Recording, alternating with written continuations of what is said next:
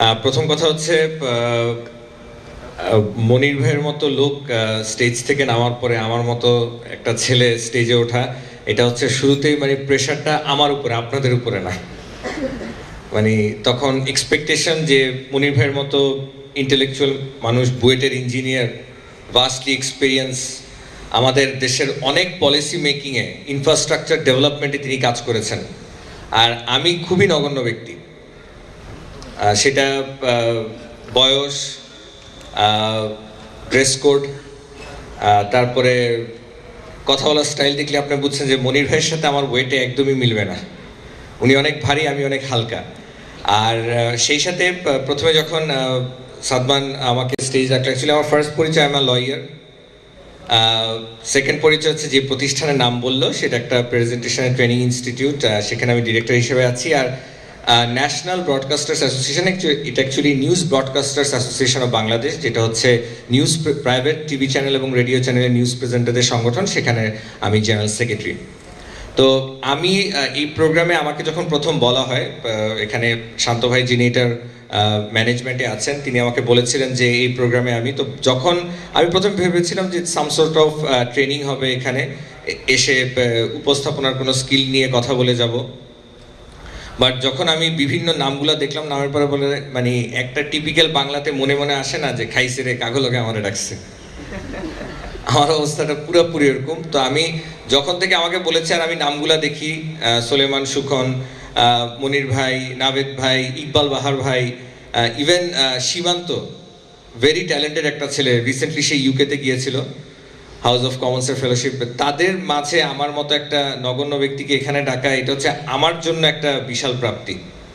মানে আপনারা না যতটা এই ওয়ার্কশপে এসে আপনাদের প্রাপ্তি, তার থেকে বিশাল প্রাপ্তি হচ্ছে আমার এখানে কিনোট স্পিকার হিসাবে আসা।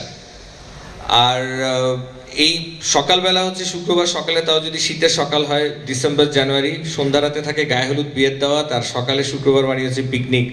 সো অ্যাকচুয়ালি দুপুর বিকেলে একটা পিকনিক আছে দেখে আমি এই গেটআপে আছি। আপনারা মনে মনে ভাবতেছেন যে এই ছেলে এভাবে পরে আসলো কেন, আপনারা যা ভাবতেছেন সকালবেলা আমার বউ একই জিনিসই ভাবছে যে কিভাবে যাচ্ছ।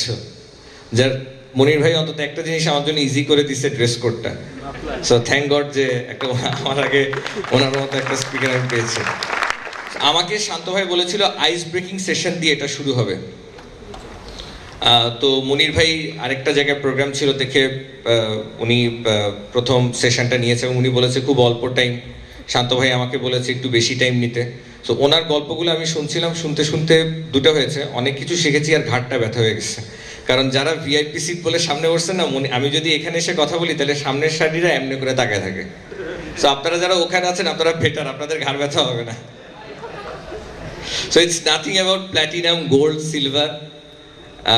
ইটস অ্যাবাউট যে আমরা সবাই এখানে পার্টিসিপেট করছি, কারো ঘাড় এমনি করে, কারো ঘাড় নিচে করে, আর যারা একদম স্ট্রেট বসে আছেন তারা একদম সোজা করে।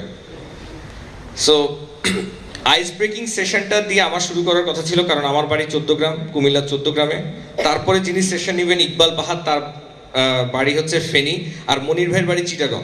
তো যারা এখানে অর্গানাইজার তারা ভেবেছিল যে ঢাকা থেকে রওনা দিয়ে কুমিল্লা হয়ে ফেনী হয়ে তারপরে চিটাং যাব। বাট ওই যে একটা তাড়াহুড়া, অন্য কাজ থাকে, তাই ওনারা ফার্স্ট ফ্লাইটে চলে গেল চিটাগং। চিটাগং থেকে আসলো আবার কুমিল্লার 14 গ্রামে, এখান থেকে আবার ফেনীতে যাবে। So what is actually ice breaking session? মানে বরফ ভাঙতে হবে এই শীতকালে। এই টার্মটার সাথে অ্যাকচুয়ালি আমি নিজেও অবগত হয়েছি গত 4 থেকে 5 বছরে, যে আইস ব্রেকিংটা আসলে কি। কারণ আমরা শুনেছি যে ওরিয়েন্টেশন, আমরা শুনেছি যে ইন্ট্রোডাক্টরি সেশন, এখন মডার্ন যুগে এটাকে করা হয়েছে আইস ব্রেকিং। যেমন আমরা আগে বলতাম আপনি কেমন আছেন, কোথায় থাকেন, কই চাকরি করেন। এখন আমরা খুব কমন একটা কথা বলার সাথে পরের লাইনেই চলে যাই যে ফেসবুকে আইডি আছে, অ্যাডমি ট্যাগ মি। একদম কমন হয়ে গেছে আমাদের এই ব্যাপারটা।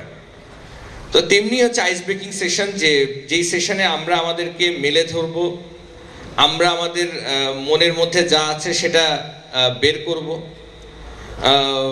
আমরা পুরো ওয়ার্কশপে বা যে কোনো সেমিনারে বা যে কোনো প্রোগ্রামে এই সেশন দিয়ে জানানো শুরু করে যে আমাদের মাথা খুলবে যে অ্যাকচুয়ালি সারাদিন কি কি হবে, আমরা কতটা ইজি হতে পারবো, কতটা কমফোর্টেবল হতে পারবো, এইগুলো নিয়ে হচ্ছে অ্যাকচুয়ালি আইস ব্রেকিং সেশন।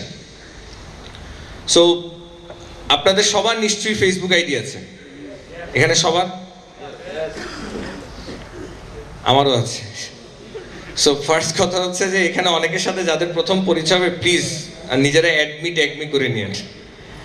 এর একটা হচ্ছে কি, এতে দুটো জিনিস হয়। সোশ্যাল নেটওয়ার্কে হচ্ছে আপনার পাবলিক রিলেশন বাড়ে, আর পাবলিক রিলেশন যদি বাড়ে তাহলে আমার মতো নগণ্য ছেলের সাথে যদি শান্ত ভাইয়ের মতো লোকের পরিচয় থাকে তাহলে আপনি অনেক বিশাল প্রোগ্রামে দাওয়াত পাবেন with some eminent people. So this is called social networking and public relation. এই জিনিসটা খুব দরকার হয় যখন কেউ আপনারা think outside the box. Monir ভাই যেটা বলেছেন ওনার সাথে পুরো শ্রদ্ধা রেখে বলি যে উনি যেটা বলেছেন ওনার আইডিওলজি থেকে দ্যাট ইজ ভেরি পারফেক্ট। আমি থিঙ্ক আউটসাইড দ্য বক্স যেটা বুঝেছি সেটা হচ্ছে টু থিঙ্ক ডিফারেন্ট, একটু ডিফারেন্ট কিছু চিন্তা করা। মানে আমরা রেগুলার যা করি, সকালে উঠি, নাস্তা করি, অফিসে যাই, বিকালে ফিরি, সন্ধ্যায় রাতে দেখি বইয়ের মুখটা কালো হয়ে আছে, কারণ টিপিক্যাল একটা লাইন, সারাদিন তো আমাকে সময় দাও না, তোমার তো শুধু office office office, association association association, তোমার নিজের আত্মীয় স্বজন। এই রেগুলার চিন্তা থেকে যদি আমরা, যেগুলো আমাদের রেগুলার, যে আমরা যদি একটু ডিফারেন্ট কিছু থিঙ্ক করি, সেটাই অ্যাকচুয়ালি হচ্ছে থিঙ্ক আউটসাইড দ্য বক্স। যেমনটি আমরা শুরুতেই ভেবেছিলেন আমাদের জাতির জনক বঙ্গবন্ধু শেখ মুজিবুর রহমান, উনি যখন ভেবেছিলেন যে পাকিস্তানের সাথে আর আমাদের থাকা যাবে না, তখনই কিন্তু উনি স্বাধীনতার ডাক দেয়। That is to think different. যখন শাহরুখ খানের কথাই যদি আমরা ভাবি, যে পাকিস্তানের পেশোয়ারের একটা ছেলে আজকে ভারতের কিং খান, এটা কি কোনোদিন চিন্তা করা যায়? ভারত পাকিস্তানের যে সম্পর্কটা, কখনো আমরা ভেবেছি যে পাকিস্তানের একটা ছেলে ভারতের বলিউডের বাদশা হবে? একদমই না। তেমনি মাগুরার একটা ছেলে যে নিজে বলে যে সে টোটালি সবজি খিচুড়ি খেয়ে বড় হয়েছে, সে আজকে সাকিব আল হাসান হয়েছে। সাকিব আল হাসান এমনই একটা ছেলে যে মাগুরার কোনো ধরনের টেপ টেনিসের টুর্নামেন্টও সে বাদ দিত না। তার কথা হচ্ছে যে সে যত প্র্যাকটিস করে যাবে, যত খেলে যাবে, সে নিজেকে ততটুকু মেলে ধরতে পারবে। সো অর্থাৎ সে ডিফারেন্ট কিছু চিন্তা করেছে। বাংলাদেশে অনেক ক্রিকেটার আছে, ভারতে অনেক নায়ক আছে। অক্ষয় কুমারের মতো স্ট্রাগলিং হার্ডওয়ার্কিং নায়ক ভারতে নেই, কিন্তু অক্ষয় কুমার একটা কথা বলেছে যে আমি ভুল সময় ভারতে এসেছি, যখন শাহরুখ খান, আমির খান, সালমান খানদের মতো তিনটা নায়ক ভারতের বলিউডকে ঘিরে রেখেছে। ওরকম একটা টাইমে অক্ষয় কুমারের মতো হার্ডওয়ার্কিং অ্যাক্টর কিন্তু শাহরুখদের মতো সেই সেলিব্রিটি তকমাও পায়নি, এবং সেই যেই ইনফ্লুয়েন্স একটা ব্যাপার থাকে পুরো Asia, Bharat, even all over the world, তিন খানের যেই ইনফ্লুয়েন্সটা আছে সেটা কিন্তু অক্ষয় কুমারের বেচারাই বলবো যে উনি পায়নি। সিরিয়ালের commander, if I am not wrong, সেখানে সে অ্যাক্টিং করেছে। তার ইচ্ছা ছিল যে সে বলিউডের নায়ক হবে। তো তাকে যখন প্রথম দিওয়াঙ্গি মুভিতে ডাকা হয়, দিব্যা ভারতী নায়িকা, তো দিব্যা ভারতীকে তখনও বলা হয়নি যে নায়কটাকে, ঋষি কাপুর নায়ক ছিল আর শাহরুখ খান ছিল। তো দিব্যা ভারতীকে বলা হয় যে আমির খানের মতনই একটা ছেলে আসছে নতুন, তুমি ওর সাথে সিনেমা করতে হবে। তো যখন দিব্যা ভারতী প্রথম শুটিং স্পটে যায় আর 89-90-তে শাহরুখকে দেখে, সে বলে যে ওয়াক, এই ছেলের সাথে আমি সিনেমা করব, আমার তো মানে ইজ্জতের ফালুদা হয়ে যাবে। তো পরবর্তীতে দিব্যা ভারতী মারা যায় একটা মানে সুইসাইডাল ইনসিডেন্টে। পরবর্তীতে পরের ইতিহাস তো সবারই জানা, যে আজকে শাহরুখ কোথায় চলে গেছে। তো কফি উইথ কারণে শাহরুখ খানকে কারণ জোহার একটা প্রশ্ন করেছিল যে যদি আপনার আরেকবার জন্ম নেন তাহলে কি ইচ্ছে হবে? ও সেই ইচ্ছা আমার অনেক আছে, ইচ্ছা করে আমেরিকার প্রেসিডেন্ট হইতে, কিন্তু আমার একটাই ইচ্ছা যে আমি আরেকবার যদি জন্ম নেই সেই জন্মে যেন দিব্যা ভারতী থাকে, আর দিব্যা ভারতীর সাথে যেন আমি মুভি করি, আর দিব্যা ভারতী আসবে আর বলবে যে আমি শাহরুখ খানের সাথে মুভি করছি। তার মানে কি, এই যে আমার মনের মধ্যে যে আমি প্রথম দিনের একটা কথা ভুলিনি, এই জিনিসটা আমাদের সবার মাথায় রাখতে হবে যে স্পিরিট। আমি এখন যে কথাটা বলছি সেটা হচ্ছে স্পিরিট নিয়ে, যে আমাকে নিয়ে সেই ধরনের একটা ব্যঙ্গ করে ইয়ে করলো যে আমার সাথে মুভি করবে না, আমিও দেখাবো যে আমি কোথায় যেয়ে দাঁড়াবো। এই স্পিরিটটা আপনার মধ্যে থাকতে হবে। এক, আপনি গড গিফটেড, যে আপনি হবেনই, আপনাকে আল্লাহ বানাবেই ওরকম। সেকেন্ড, আপনি হচ্ছেন একটা ব্রিলিয়ান্ট জিনিয়াস, সেই রকম মেধাবী। আজকে আসবে সীমান্ত, আসবে আপনাদের এখানে, সেই রকম মেধাবী একটা ছেলে। আর লাস্ট আমার কিছুই নাই, হ্যাভ টু মানে ওয়ার্ক হার্ড, আমাকে অনেক হার্ড ওয়ার্ক করতে হবে সেই ধরনের। সো 3 ধরনের মানুষ যদি এই 3 ধরনের ক্রাইটেরিয়াতে যদি আপনি পড়ে যান, ট্রাস্ট মি, আপনি একটা স্টেজে যে পৌঁছাবেন। আমি অ্যাকচুয়ালি নিজেও জানি না আমি কোন ধরনের। গড গিফটেড তো অবশ্যই না, ব্রিলিয়েন্ট তো রেজাল্ট দেখলে জীবনেও কেউ বলবে না। আর এক ফোঁটাও হার্ডওয়ার্ক না, হার্ডওয়ার্ক একদম করি না। মনে করেন সপ্তাহে 5 দিন কোর্টে যেতে হয়, খুব সিনিয়র, মানে আমাদের প্রত্যেক লয়ারদের সিনিয়র থাকে, সিনিয়র যদি খুব প্রেশার দেয় ওই সপ্তাহটা কেস নিয়ে খুব করি। সিনিয়র যদি কোনো প্রেশার না দেয় মামলা নিয়ে একদমই চিন্তা করি না। আমি হচ্ছি এরকম টাইপ একটা ছেলে। সো এভাবে জীবনে বড় হতে পারবো কিনা জানি না। তো অনেক সময় বলি যে কপালে যা আছে তাই হবে, খুব টিপিক্যাল একটা আমাদের কথা না? এই কথাটা আমাদের মুখ থেকে শুনে আমাদের সকল সিনেমার প্রডিউসার ডিরেক্টররা বাংলা সিনেমাতে ঢুকে দিচ্ছে যে কপালে যা আছে তাই হবে। অ্যাকচুয়ালি কপালে যা আছে তা হবে, but you have to perform. আমি নিজে অনেক সময় চিন্তা করি যে আমার এখন যেই বয়স, আফটার 10 ইয়ার্স আমি কোথায় থাকবো। So I have to perform.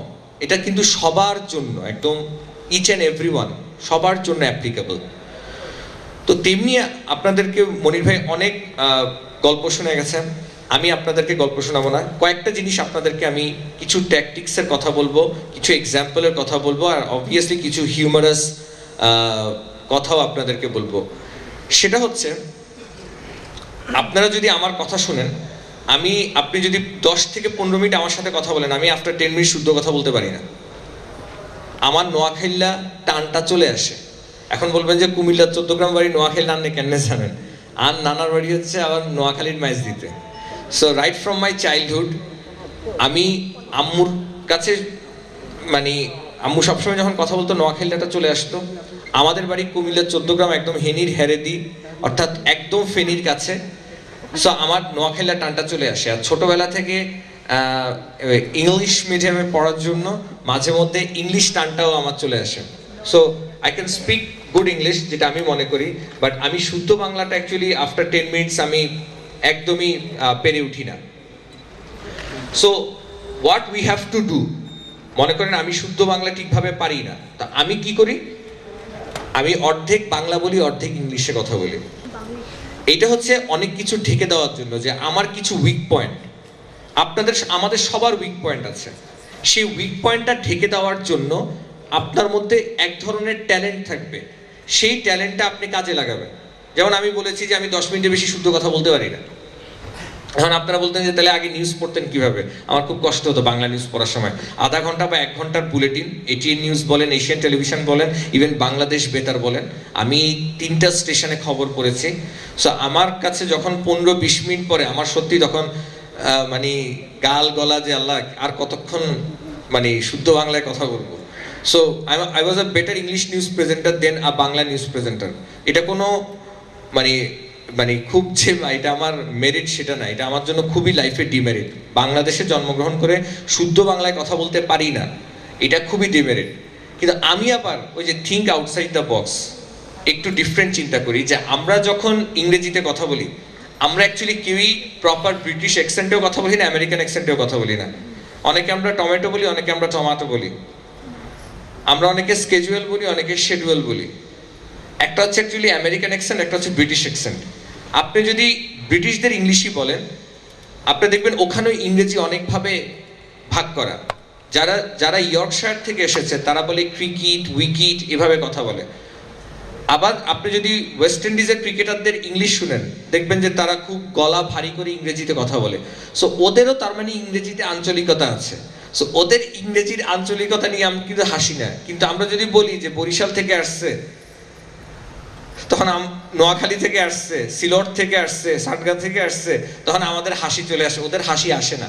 কারণ they do not undermine them, আমরা আমাদেরকে আন্ডারমাইন করি।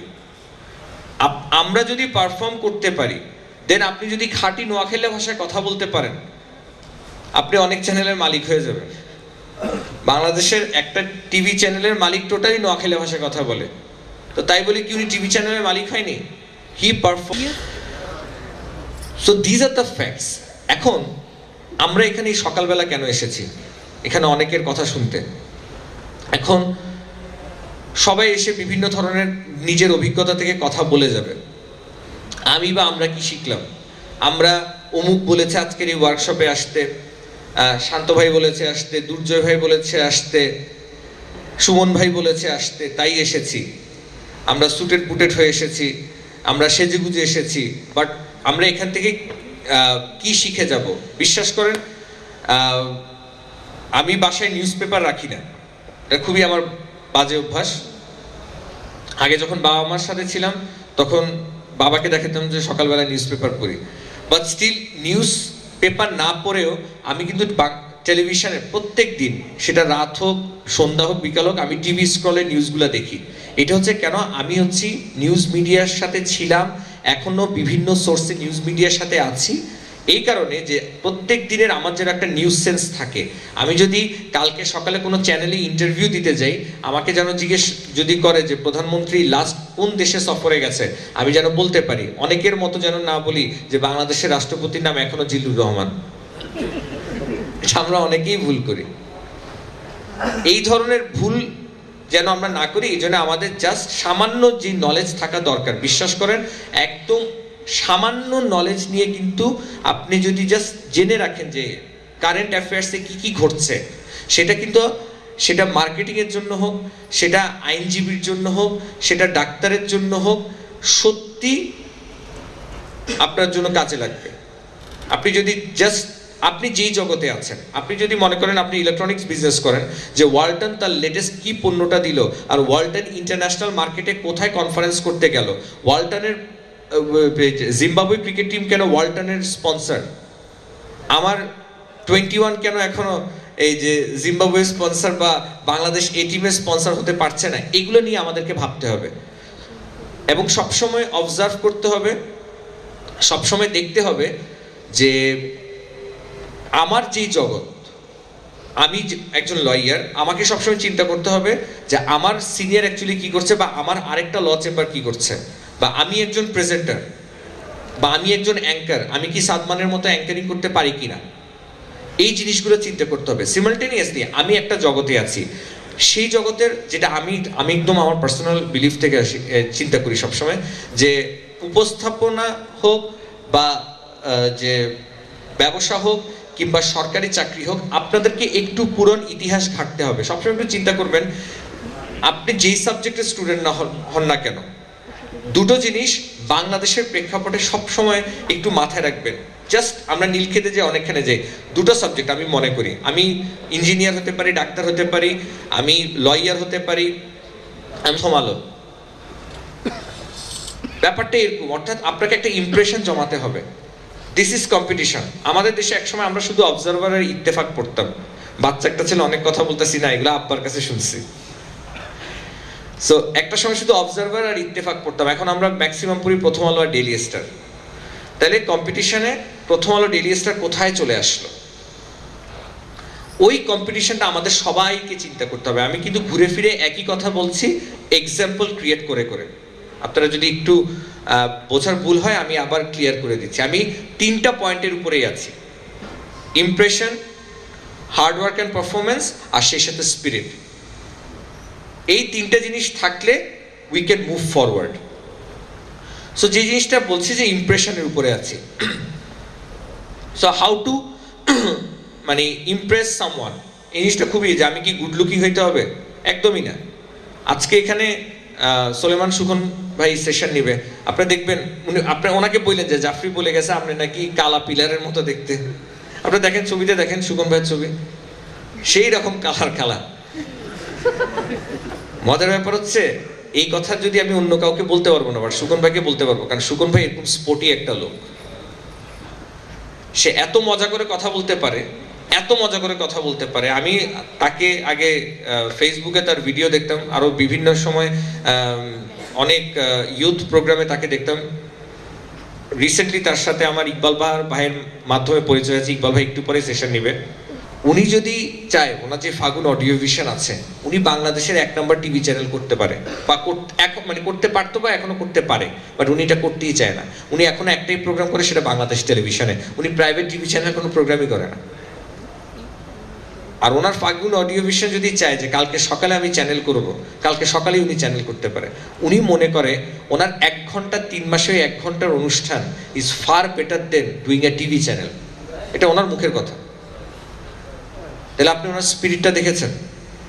একটা ডিপ্লোমা ইঞ্জিনিয়ার তার ইমপ্রেশন দিয়ে আজকে এখানে আসছে, কিন্তু কোন ওই 3টা ক্রাইটেরিয়ার মধ্যে কোনটাতে উনি পড়েছে? গড গিফটেড, হার্ডওয়ার্ক, নাকি হি ওয়াজ ব্রিলিয়েন্ট ইন জিনিয়াস? কোনটা? না, ওনার বেলায় 3টাই অ্যাপ্লাই। হানিফ সংকেত is a god gifted person, সেই সাথে হার্ডওয়ার্ক করেছে, আর অবশ্যই ওনার জিনিয়াসিটি, ওনার ব্রিলিয়েন্সি নিয়ে আমার মনে হয় কারো কোনো বাংলাদেশে কোনো ধরনের প্রশ্ন নেই। সো ইমপ্রেশন জমাবো বা কেরিয়ার শুরু করব। একটা ছেলে বা একটা মেয়ে, আমরা এসএসসি এইচএসসি থেকে যখন ইয়ে করি, আমাদের সামনের পৃথিবীটা অনেক বড়। মানে ওই যে 3 ইডিয়টসের মুভিটার মতো, যে বাচ্চা হয়েছে, ছেলে হয়েছে, এই ছেলে ইঞ্জিনিয়ার হবে, মেয়ে হয়েছে বা এই মেয়েটা ডাক্তার হবে। বাট ওখানে আমির খান একটা সুন্দর কথা বলে, যে চিন্তা করো তো, যে লতা মঙ্গেশকরের বাপ যদি চাইতো যে তার মেয়ে ক্রিকেটার হোক, আর সচিন টেন্ডুলকার যদি গান গাইতে চাইতো, তাহলে এই দেশ কোথায় যেত বা তাদের অবস্থা কি হতো? সচিনের যেই গলা, সে এই জিনিসটা অ্যাকচুয়ালি চিন্তা করতে হবে। যেমন আমাকে আমার মা যেসব কথা বলছে, বিশ্বাস করেন আপনাদেরকে এখানে 90% মারা আপনাদেরকে একই কথা বলছে। আমি খুব 6-7 বছর আমি খুব দুষ্টের সেরামণি লঙ্কার রাজা টাইপ ছিলাম। এসে বলতো অমুকের ছেলে ফার্স্ট হয়েছে, তমুকের মেয়ে ফার্স্ট হয়েছে। 7, 8, 9, 10 আমার এগুলো শুনতে শুনতে, আর আমি খুব মানে সিনিয়র না, মানে তখন হচ্ছে, বাট আমার যতটুকু বয়স তখন জিপিএ 5টা ছিল না, মানে স্ট্যান্ড। অমুকের ছেলে স্ট্যান্ড করছে, তমুকের মেয়ে স্ট্যান্ড করছে, তোর কি হবে? মন মেজাজ খারাপ হয়ে যেত। তো আমি একদিন মাকে বললাম, মা তুমি যেসব আন্টিদের সাথে দেখা করো বা আঙ্কেলদের সাথে দেখা করো, ওদের ছেলেমেয়েরা 2nd, 3rd হয় না, তার পায়ে ময়লা থাকতে পারে, তারপরে পানিটা খাইতে ইচ্ছে করবে না, তাই কোকের মধ্যে পাটা ঢুকাইলে বুঝুম না কোকটা নোংরা হয়েছে না খারাপ হয়েছে।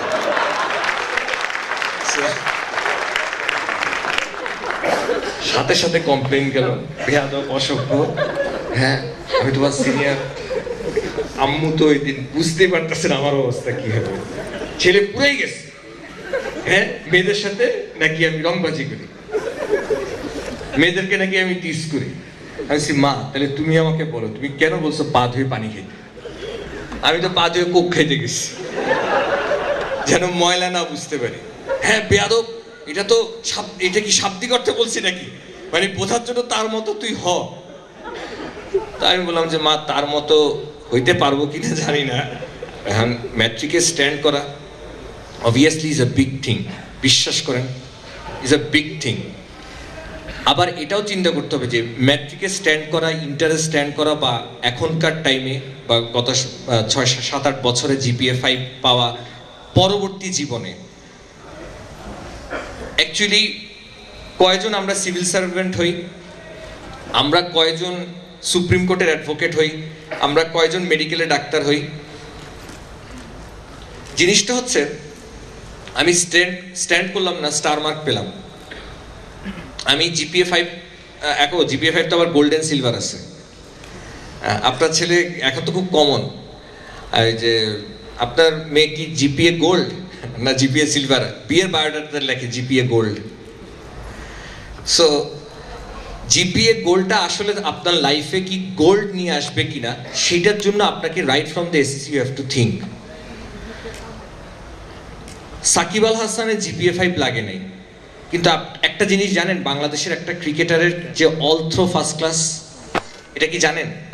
বাংলাদেশ জাতীয় ক্রিকেট দলের একজন ক্রিকেটারের মুশফিকুর রহিম, এক্স্যাক্টলি, মুশফিক এসএসসিতে জিপিএ 5, এইচএসসিতে জিপিএ 5, অনার্সে ফার্স্ট ক্লাস, মাস্টার্সে ফার্স্ট ক্লাস। ও কখন ক্লাস করে? That is called God gifted. BCS পরীক্ষা দিতে আপনি 100 বার বললে আমি দিব না, দিলেই ঘুমোর ফাঁস হয়ে যাবে, আমাকে আর এখানে ডাকবেন না, কারণ বিসিএস আমি পাস করবো না। বিকজ যেই মেধাটা বিসিএস পাস করার জন্য লাগে, বা যেই পড়াটা বিসিএস কিংবা জুডিশিয়ারির জন্য পড়তে হয়, সেই পড়ার অ্যাকচুয়ালি সেই ক্যাপাসিটি আমার নেই, পাস তো দূরের কথা। সো যেহেতু আমার ওখানে ক্যাপাসিটি নেই, আমি ওখানে আগাবো না। আমি বার কাউন্সিলে পরীক্ষা দিয়ে লয়ার হয়ে আসছি, এটাই ভাই ভালো। খুব মাঝে মানে টিপিক্যাল বাঙালির মতো বলি, আমি তো ভাই স্বাধীন পেশায় বিশ্বাসী, আমি কেন জজ হইতে যাব? ব্যারিস্টার রফিকুল হক স্যারকে দেখেন না, কামাল হোসেন স্যারকে দেখেন না, ওনারা কি জজ হয়েছে? এটা হচ্ছে নিজের মনের সান্ত্বনা। এই সান্ত্বনাটা স্ট্যাবলিশড হবে যদি আসলে আমি ওনাদের মতো সেই লেভেলের লয়ার হতে পারি আফটার 10 to 15 ইয়ার্স, কিংবা আফটার দরকার হলে 25 ইয়ার্স। তখন যে সার্থক হবে, তখন আমি বলতে পারবো যে না, আমি তো অ্যাকচুয়ালি জজ হতে চাইনি, আমি স্বাধীন পেশায় আছি। এই কথাটা বলার জন্য নিজেকে প্রমাণ করতে হয়। কেন আমি বাংলাদেশি পণ্যের মধ্যে ওয়ালটনের নাম আপনাদেরকে বললাম? They have proved. আমি ওয়ালটনের মালিক যদি জানে, হয়তো আমাকে হয়তো একটা মোবাইল সেটও এখন দিবে না, বাট যেটা সত্য সেটাকে আমার মানতে হবে। আজকে ওয়ালটন যেখানে গেল, বাংলাদেশের অনেক ইলেকট্রনিক কোম্পানি এখন অনেক চলে এসেছে এবং ইটস আ গ্রোয়িং ইন্ডাস্ট্রি। সেই জায়গাতে কিন্তু যেতে পারেনি। তার মানে দে হ্যাভ প্রুভড। আজকের প্রাণ অল ওভার দ্য ওয়ার্ল্ড আপনি পাবেন। প্রাণের জুস, এটা কিন্তু একটা বিশাল প্রাপ্তি আমাদের জন্য। আমি কোনো না কোনো এক সময়, ওইটা আমার লাইফের খুব বাজে একটা time, because I was not successful over there, তাই বাজে টাইম। বাট এখন চিন্তা করি যে ওখানে আমি সাকসেসফুল হলে হয়তো অনেক ভালো হতো। একটা কারণবশত জীবনের একটা প্রেক্ষাপটে আমি ইউকে কার্ডিফে গিয়েছিলাম।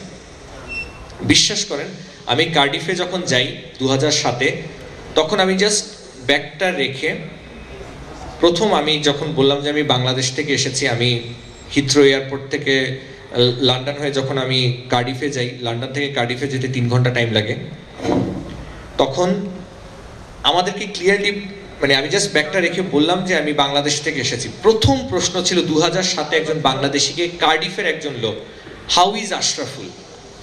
আশরাফুল কেমন আছে? অর্থাৎ জাস্ট 2 বছর আগে আশরাফুল কার্ডিফে একটা সেঞ্চুরি করেছিল, যে ম্যাচে বাংলাদেশ অস্ট্রেলিয়ার সাথে জিতে। That is seriously, apart from আপনি যদি গড গিফটেড না হয়ে থাকেন, প্লিজ ওয়ার্ক হার্ড। আর ওয়ার্ক হার্ডের জন্য বিশ্বাস করেন সারাক্ষণ পড়াশোনা করা লাগে না। জাস্ট কারেন্ট অ্যাফেয়ার্সে যা যা ঘটছে এগুলোই মাথায় রাখবেন। আর আপনি যেই কাজটা করতে যাবেন, এইটার একটা জাস্ট একটা প্ল্যানিং মাথায় রাখবেন। আমার যেমন একটা খুব খারাপ অভ্যাস আছে যে আমি অনেক সময় অল্পতে খুব রেগে যাই। এটা কিন্তু আমার লাইফে একটা খুব খারাপ অভ্যাস। সো এই জন্য সবসময় ধৈর্য রাখতে হবে। আমার যারা ওয়েল উইশার তারা আমাকে অনেক সময় বোঝায় যে জাস্ট ধৈর্যটা রাখতে হবে। আপনি যদি ধৈর্য রাখেন, আপনি যদি হার্ড ওয়ার্ক করেন, আপনি যদি পারফর্ম করেন, আপনি সত্যি আপনার কেরিয়ার বিল্ড আপ করতে পারবেন। বিশ্বাস করেন, career build up is such N easy thing, but সময়ের প্রয়োজন। আর আপনি যদি একজন সত্যিকারের পারফর্মার হয়ে যান, তাহলে ওই যে আজকে যিনি আসবেন সোলেমান সুখন, আপনি ওনার মতো একসময় হেড অফ মার্কেটিং হবেন। যে টিয়ালো সুদূরবুদূর চলতো না, শুনেন নাই? পরে ফেরি ডিসি সাহেব বলছে, এসপি কে ফোন দিয়ে বলছে সুদূরবুদূরকে অ্যারেস্ট করে ফেলো। সো এই জিনিসগুলো, ওই যে পলিটিক্যাল সায়েন্সের প্র্যাকটিক্যাল ক্লাস চলতেছে, এই জিনিসগুলো যে বুঝে শুনে আপনি যদি কাজ করেন, বিশ্বাস করেন আপনি জীবনে আগাবেন। আপনাদের সবাইকে অনেক ধন্যবাদ। মানে একদম অল্প মন দিয়ে শোনার জন্য অনেক ধন্যবাদ। Thank you.